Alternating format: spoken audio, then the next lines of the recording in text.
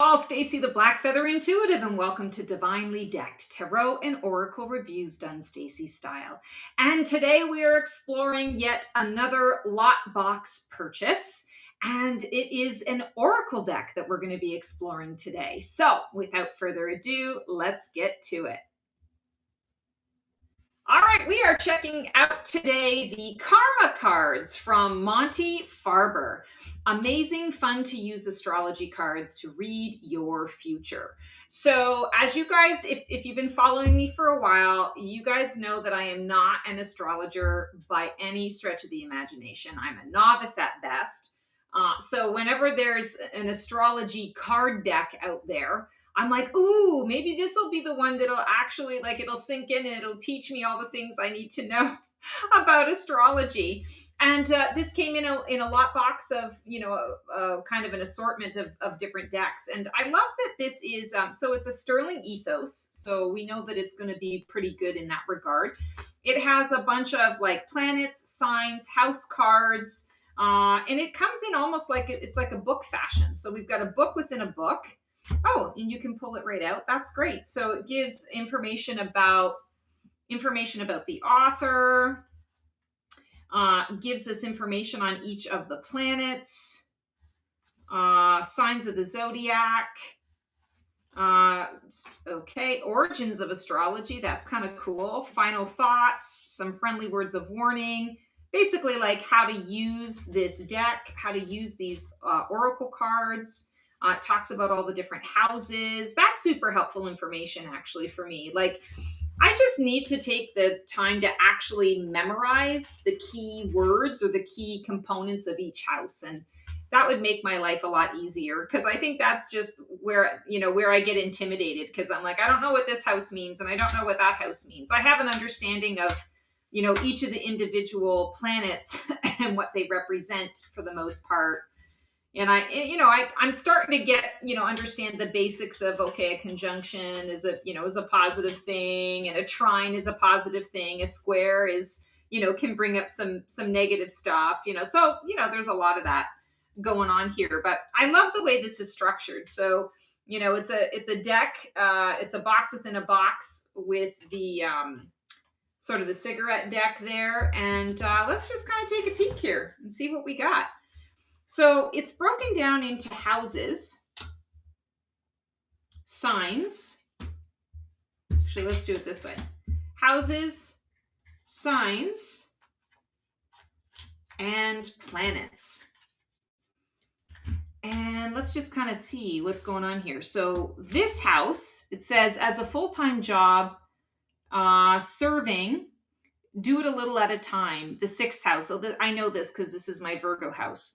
In the sixth house, it's okay. And there's a reverse: service to others, what is good for us, your work in the sixth house.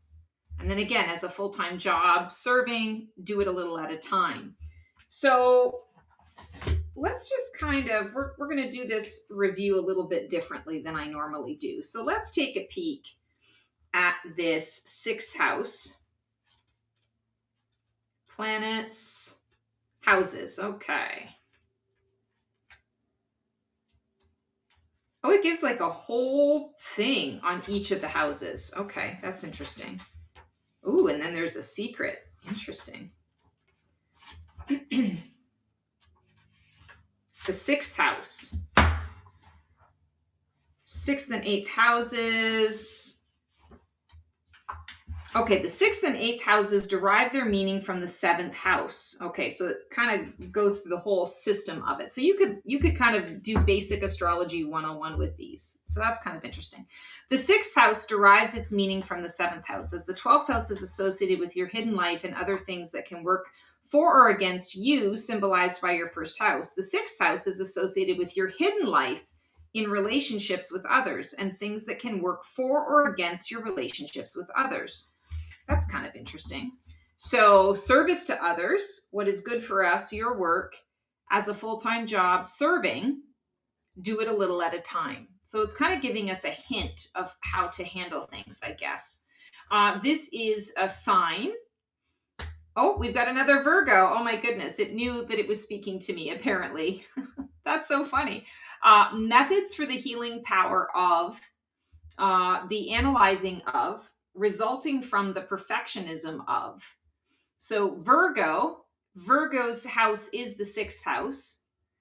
The serving of others, the details of, do what you must do, and. So this is kind of interesting. There must be a system here. So here we have the planets. So this is Jupiter. Learn or teach, be positive about, grow and expand. The granting of, blessings from, and good fortune. So as you can see, this is kind of a system, and it's going to take me a while to kind of go through this and figure out how to. I'm definitely going to have to follow along with some of the authors, the creators' suggestions. So let's just take a look at each of these cards here. So here we have Mars, energize, confront, force yourself. The drive for, the confronting of, and action. It has this S, M, and P, so signs, planets, and houses, maybe? Oh, M. I don't know what that is for. Okay, let's just take a look. The ninth house, spiritual values, long-range thinking or travel, what is to be shared, as if it or they came from all there is, the philosophies and laws involved, do it in a big way. Interesting. In Sagittarius, insights to understand, the wisdom of, resulting from the understanding of, your highest ideals, the rules of, get it out to the world, and. Interesting. So all of the different characteristics. So this is the sun.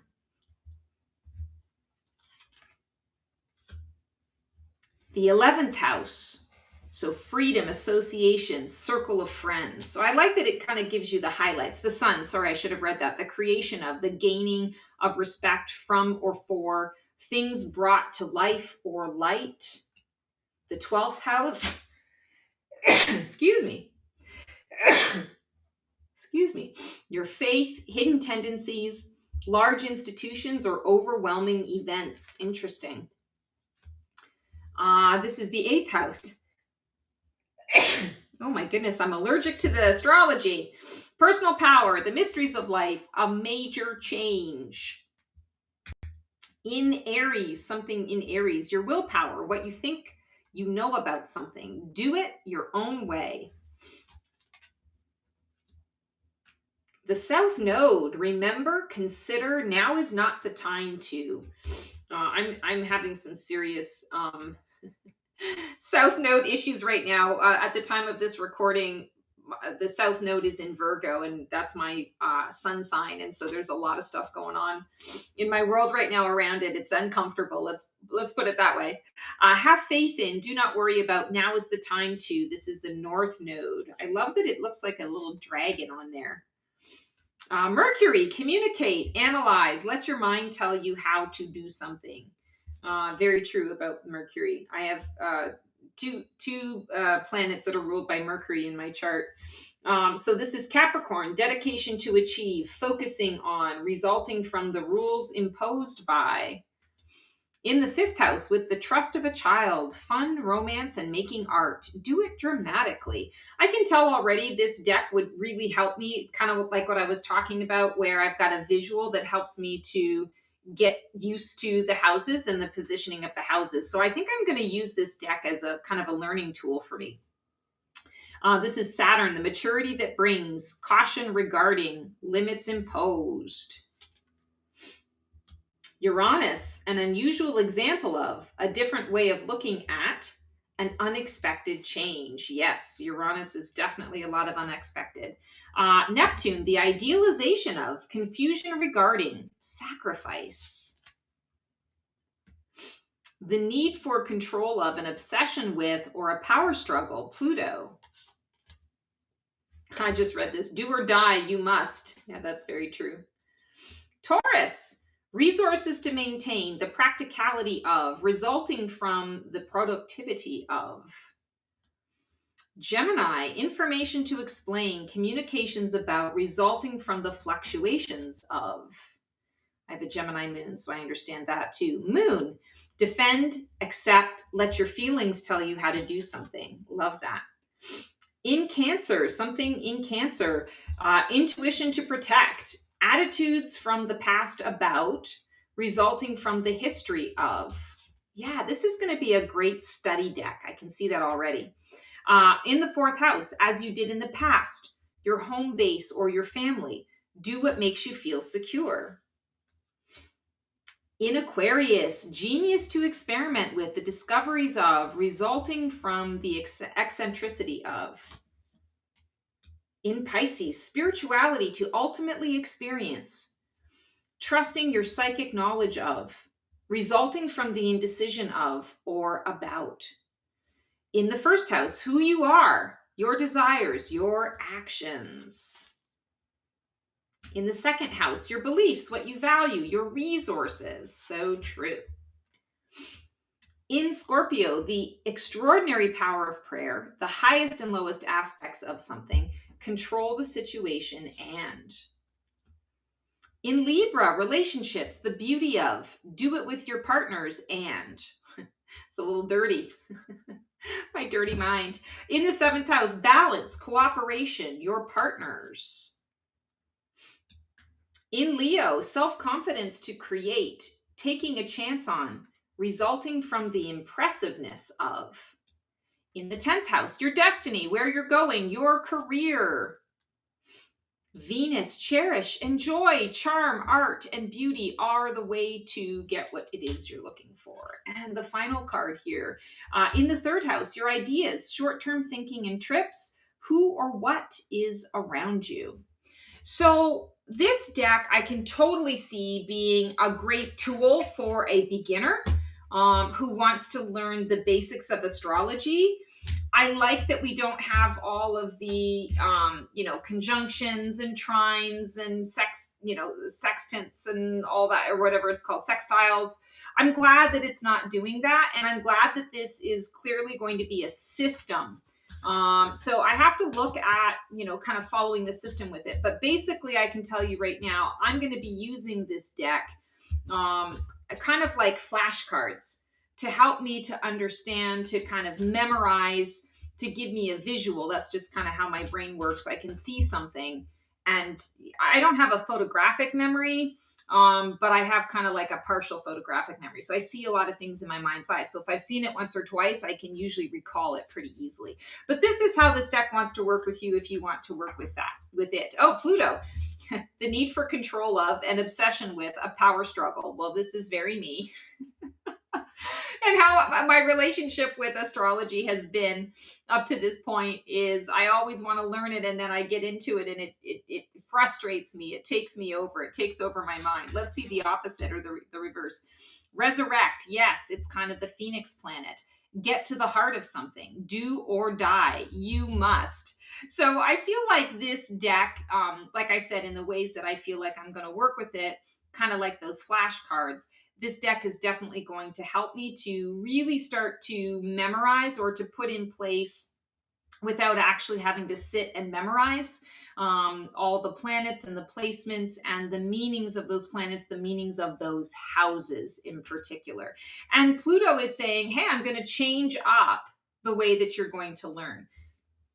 Peeps, I can't even tell you how many astrology courses I've paid for and not completed because you sit and you have to do a lot of the memory work. And even though I'm capable of doing it, somehow it just takes the fun out of it. It takes the joy out of it. So I think I'm going to really enjoy working with this deck from that sort of flashcards perspective and giving me visuals for that.